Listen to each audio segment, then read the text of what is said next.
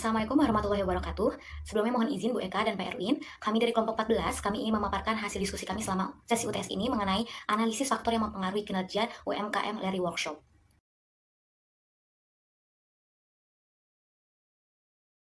UMKM Larry Workshop ini termasuk ke dalam sektor pengolahan dan subsektor industri alas kaki.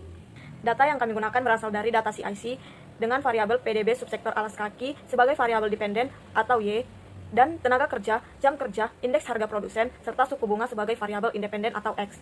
Rancangan model yang kami gunakan yaitu PDB subsektor alas kaki sama dengan beta 0 ditambah beta 1 IHP dikurang beta 2 suku bunga ditambah beta 3 tenaga kerja ditambah beta 4 jam kerja. Selanjutnya, identifikasi masalah dan keunggulan operasional Larry Workshop. Larry Workshop memiliki keunggulan atau kelebihan yang pertama, kontrol kualitas bahan baku yang memadai, yang kedua, pengalaman dan keterampilan produksi. Dan kekurangan operasional dari Larry Workshop, yang pertama, Larry Workshop kurang dalam pengorganisasian proses produksi, dan yang kedua, Larry Workshop tidak responsif terhadap tren pasar. Berikut merupakan bagian dari identifikasi masalah dan keunggulan dalam bidang sumber daya manusia. Masalah yang didapati seperti adanya produktivitas pekerja yang menurun, kurangnya pembagian kerja yang menyesuaikan dengan tingkat kesulitan dan keahlian yang dimiliki pekerja, dan UMKM merasa kesulitan dalam menerima dan menyeleksi tenaga kerja sebab adanya standar penerimaan kerja yang mengharuskan calon pelamar memiliki pengalaman pada bidang produksi sepatu. Selanjutnya, pada bagian keunggulan, UMKM Larry Workshop mempertahankan kualitas produk dengan melakukan pelatihan kepada pekerja baru untuk dilatih oleh para senior yang telah berpengalaman dan terampil dalam bidang produksi sepatu. Selain itu, UKM ini memiliki tim quality control yang bertugas untuk menjaga kualitas produksi, memberikan garansi 30 hari pada produk, dan melakukan evaluasi pada pekerjanya. Selanjutnya adalah pada sisi pemasaran. Di sisi pemasaran ini, Larry Workshop memiliki keunggulan dan kelemahan tentunya. Pada sisi keunggulan, Larry Workshop yang pertama adalah terfokus pada kualitas produk, yang kedua adalah pemanfaatan media sosial, yang ketiga adalah hubungan yang baik dengan konsumen, dan yang terakhir adalah fleksibilitas dan responsif. Lalu Larry Workshop ini juga memiliki kelemahan. Yang pertama adalah kurangnya strategi yang terstruktur, lalu keterbatasan diversifikasi, lalu yang terakhir adalah ketergantungan pada platform media sosial. Identifikasi masalah dan keunggulan dari workshop dari segi keuangan. Keunggulannya ada pendapatan lebih besar karena penjualan dalam volume besar dan pendapatan jangka panjang karena pemesanan berulang. Masalahnya yakni arus kas tidak stabil karena penundaan pembayaran, masih terdapat piutang yang belum dibayar, serta pendapatan bergantung pada klien yang dapat menurunkan volume pesanan. Berikutnya kami akan melakukan forecasting atau memprediksi pendapatan dari sektor alas kaki selama 10 tahun ke depan. Nah, sebelum itu kami harus melakukan uji stasioner data, dan data yang kami gunakan ini stasioner pada first difference, di mana ditandakan testat lebih besar dibandingkan alpha. Di sini alpha yang kami gunakan adalah 0,05. Dikarenakan data kami stasioner pada tingkat first difference, maka dari itu kami melanjutkan untuk melakukan identifikasi pada leg arimanya, yang dibatasi hanya sampai leg ke-9 karena leg setelah itu tidak memberikan dampak yang signifikan. Dapat dilihat di sini bahwa hanya terjadi cut off di partial autocorrelation pada leg yang ke-9, sehingga untuk model sementara yang dapat digunakan untuk forecasting adalah model arima pada leg yang ke-9. Selanjutnya kami akan melakukan uji arch untuk mengecek apakah ada efek heteroskedastisitas atau tidak, dan dapat dilihat bahwa probabilitasnya lebih besar dibandingkan alpha, yang artinya tidak ada efek arch pada model ini, sehingga model terbaik untuk forecasting adalah arima di leg ke-9. Dapat dilihat dari hasil forecasting yang menunjukkan bahwa dalam kurun waktu 10 tahun atau 2024 sampai 2033, tren pendapatan sektor industri alas kaki akan mengalami peningkatan dari tahun ke tahun.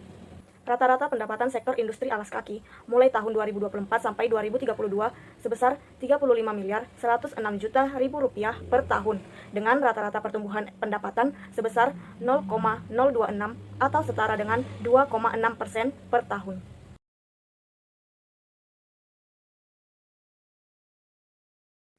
Sebelum model dapat dikatakan bagus, model harus melalui beberapa uji klasik untuk memenuhi standar Blue. Yang pertama ada uji heteroskedastisitas. Di sini menggunakan uji Brunsch-Pagan, yang mana probabilitasnya lebih besar dibandingkan alpha, dengan besar probabilitas sebesar 0,914 dan alpha sebesar 0,05. Yang artinya cukup bukti bahwa variasi dari data itu konstan sehingga tidak ada efek atau heteroskedastisitas.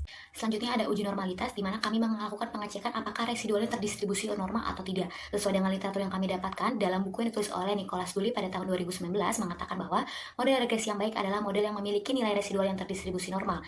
Dan di sini kami menggunakan uji Shapiro-Wilk, di mana probabilitasnya lebih besar dibandingkan alpha, yaitu probabilitas sebesar 0,34, yang lebih besar dibandingkan 0,05, yang artinya bahwa residualnya terdistribusi normal. Selanjutnya, kami melakukan uji autokorelasi menggunakan Birch-Godfrey, yang mana tertulis bahwa probabilitasnya lebih besar dibandingkan dengan alpha, yang mana probabilitas sebesar 0,664 lebih besar dibandingkan alpha sebesar 0,05, yang artinya bahwa cukup bukti bahwa tidak adanya korelasi antara satu periode dengan periode sebelumnya.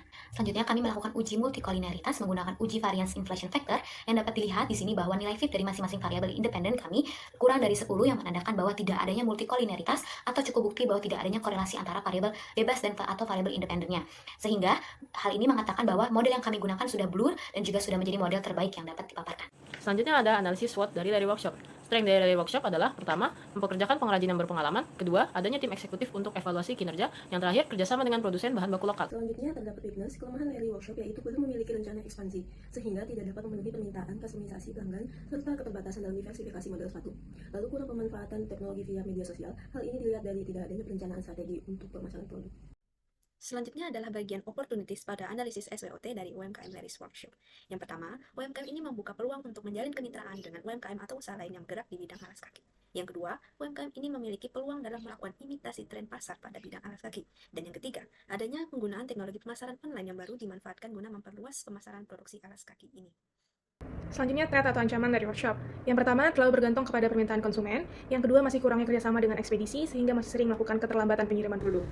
Pada bagian analisis pestel, yang pertama political, terdapat dua political UMKM di Leri Workshop. Yang pertama ada perubahan kebijakan pajak yang dapat mempengaruhi biaya produksi dan keuntungan bersih. Yang kedua, kebijakan ketenaga kerjaan yang mencakup regulasi jam kerja dan upah minimum pekerja yang mempengaruhi biaya produksi.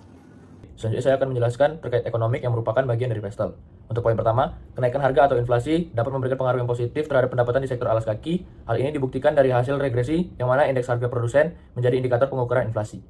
Selanjutnya untuk poin yang kedua, perubahan pada nilai suku bunga pinjaman dapat memberikan dampak yang negatif terhadap pendapatan di sektor alas kaki. Hal ini didukung dari hasil atau model regresi yang telah dilakukan, menunjukkan bahwa apabila suku bunga mengalami kenaikan, maka pendapatan di sektor alas kaki akan mengalami penurunan. Apabila suku bunga pinjaman yang ditetapkan terlalu tinggi, pemilik usaha akan menahan diri untuk melakukan pinjaman ke bank gunanya untuk mengekspansi usahanya dikarenakan tingkat pengembalian yang tinggi. Selanjutnya pada bagian sosial, perubahan tren dan preferensi pelanggan lokal terhadap jenis alas kaki itu mempengaruhi permintaan konsumen terhadap produk. Selanjutnya gaya hidup konsumen yang membaik dengan adanya preferensi jenis sepatu sport. Selanjutnya ada aspek teknologi, yaitu Leri Workshop menggunakan teknologi baru dalam produksi sehingga dapat meningkatkan efisiensi dan kualitasnya. Yang kedua, platform digital memberikan peluang untuk memperluas jangkauan.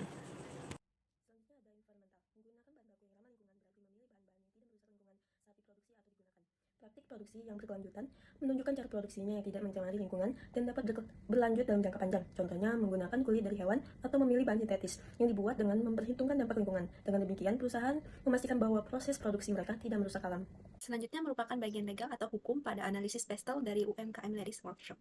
Leris Workshop didampingi oleh hukum untuk menjamin lebih terhindar dari risiko penipuan. Dan UMKM ini didampingi oleh hukum untuk melindungi hak cipta desain alas kaki yang mereka produksi.